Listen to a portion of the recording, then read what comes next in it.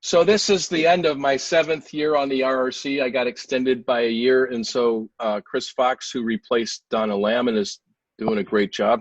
We're going to just run through a few things. Can you guys advance the slides? They won't let me.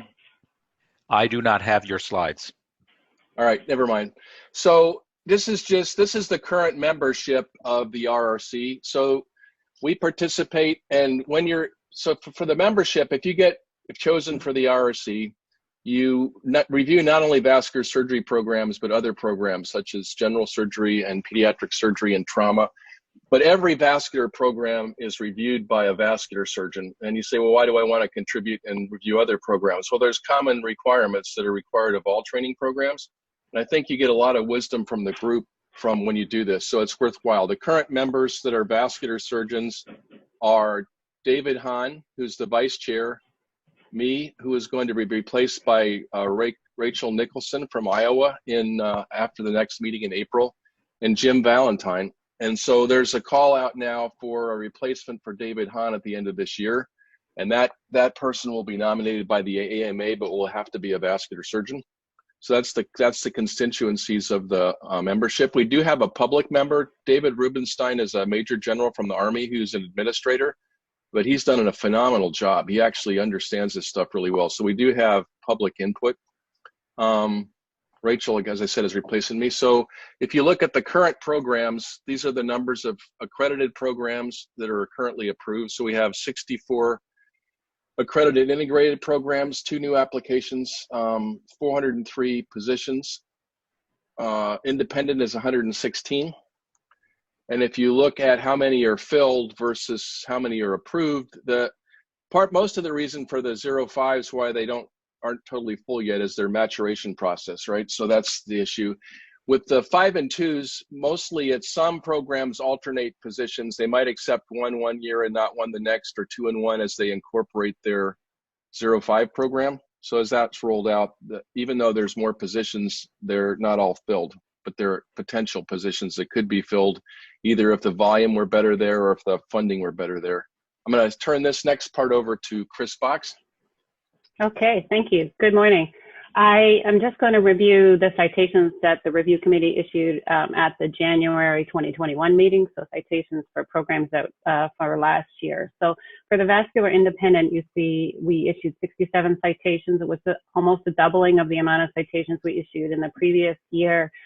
Those citations fell primarily into 4 categories: program director responsibilities, which is the item on the survey that residents can raise concerns without fears, process in place to deal with those problems and concerns, and a process in place for confidential reporting of unprofessional behavior. Other major categories for vascular independent was the service to education imbalance, board examination performance. We'll see a little slide with more information on that later, and clinical learning environment, which are work hours, which is primarily the 80-hour work week violations, or this year, a lot of frequent 1 day in 7 free violations. Joe, can you advance the slide? Thank you. For the integrated programs, we issued 62 total citations in January, which was a big increase on the previous year.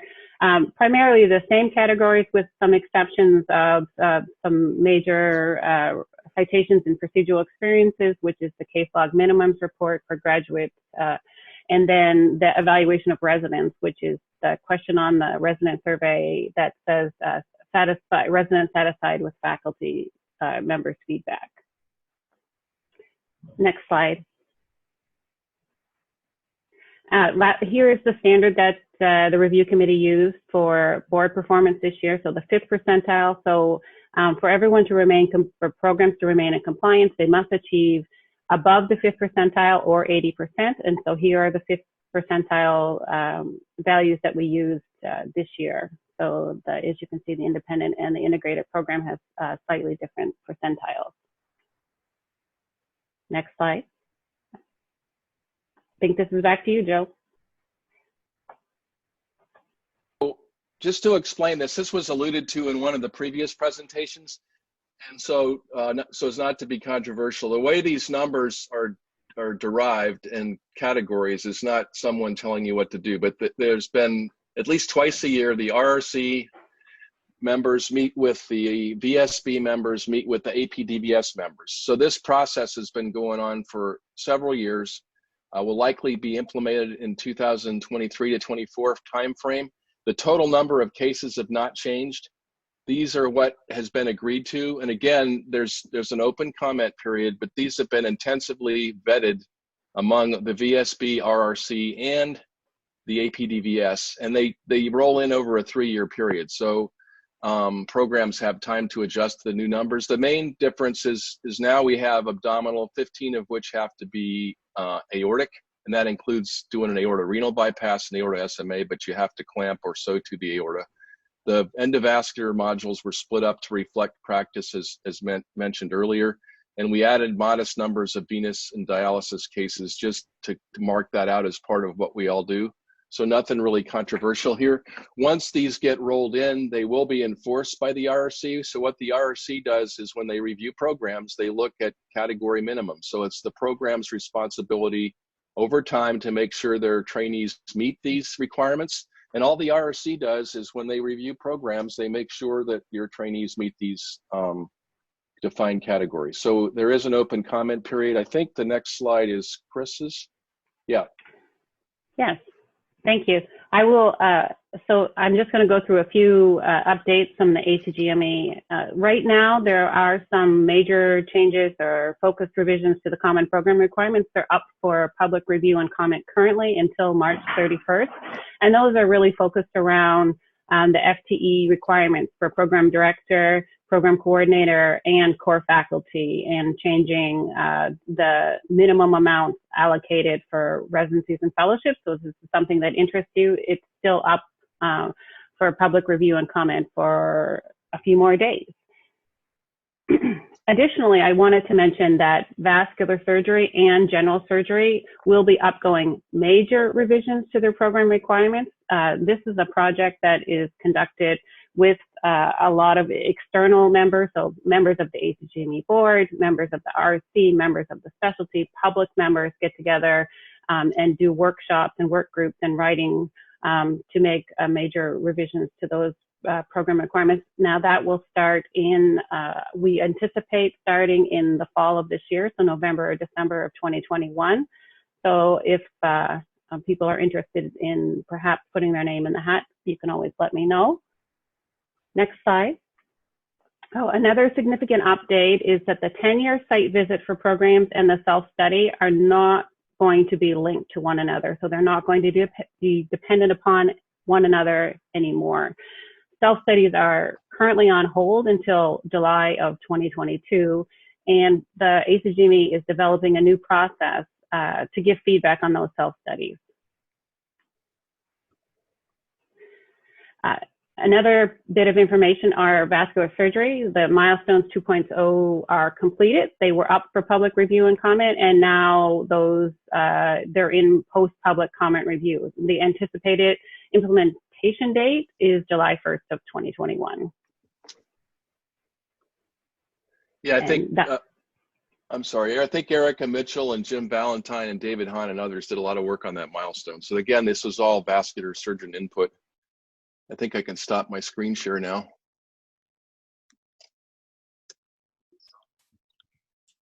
Thank you both. That was a great update, and we appreciate all the support. Joe, especially all your years of service, and thank you for all you have done for education and the RRC and vascular surgery. There are a couple questions about how we replace those positions or how we influence getting people onto the RRC. Is there a call?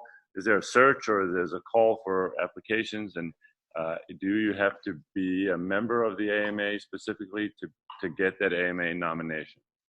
Yes, but you can do it at the last minute. So I actually was nominated before I actually went on the RRC. So I think the current 3 people that nominate for the RRC for vascular, it rotates, but I think I was actually ended up being put up by either the SVS or the APDVS, I can't remember. But anyway, 3 of the members are always vascular surgeons.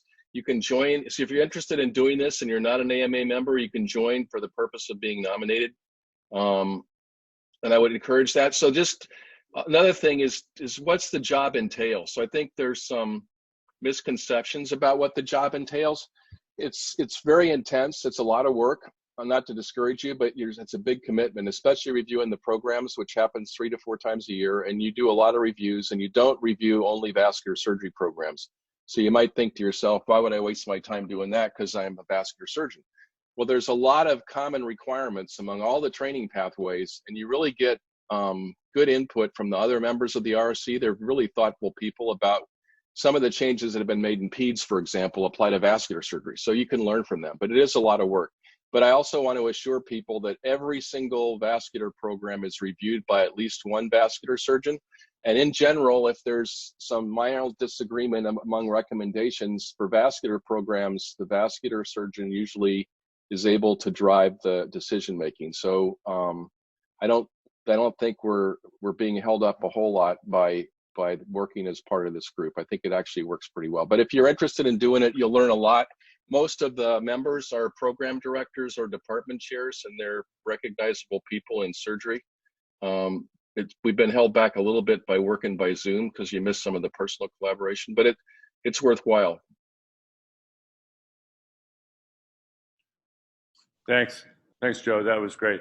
So I think the nominating bodies for the RRC are the AMA, the Vascular Surgery Board, and the American College of Surgeons, to my understanding. And so those 3 organizations, the APDVS does not get to nominate anybody, nor does the SVS, which is part of a but they can recommend to the VSB. Controversy that we had last year, and maybe something that could change in the future. But I think Dr. Reed did work on trying to get some of that changed during her presidency of the APDVS, and unsuccessful to date. And we're working on that now. So Dr. Fox, some of the concerns over the ACGME requirements for the FTEs have come up at some other meetings.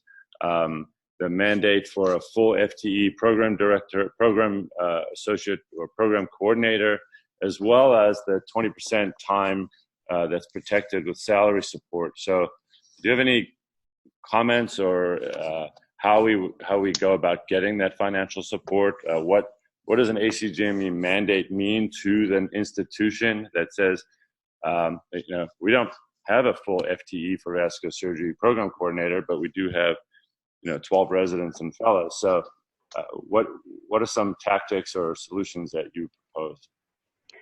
Right. I do think if you look at the proposed changes to those common program requirements, you will see a lot more flexibility, especially I believe in the program coordinator support. They have proposed removing the 50% minimum FTE for residencies, and then also allowing fellowships to fully determine the required amount of support dependent upon the specialty. So I do think after the task force that the ACGME held, they were very cognizant of the requirements and how dependent upon the size of the program and the amount of trainees that really impacted. So I think that you may be pleasantly surprised with the proposed changes. And I think they also, wording has removed the indication that it always has to be financial support or salary support. So I can't give you good news on we'll find funding or dedicated sources and et cetera, but I do think that the proposed changes will offer greater flexibility and more responsive to the size and type of programs. On the other hand, we're also very cognizant of the fact that program coordinators often are program coordinators of multiple programs, and they really add up over, the workload adds up over time, in consideration that in many specialties they may have unaccredited fellowships and that they are also being the coordinator for, and we don't want to see the program coordinators overloaded either. Great, thank you for that.